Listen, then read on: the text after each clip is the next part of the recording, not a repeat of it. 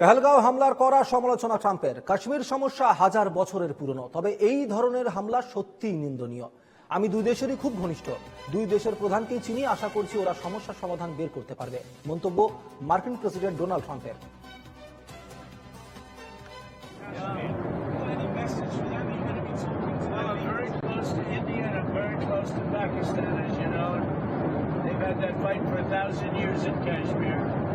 Kashmir's been going on for 1,000 years, probably longer than that.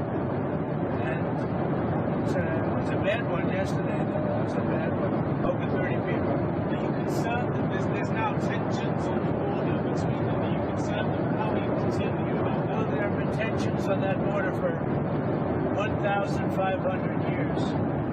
So, same as it's been.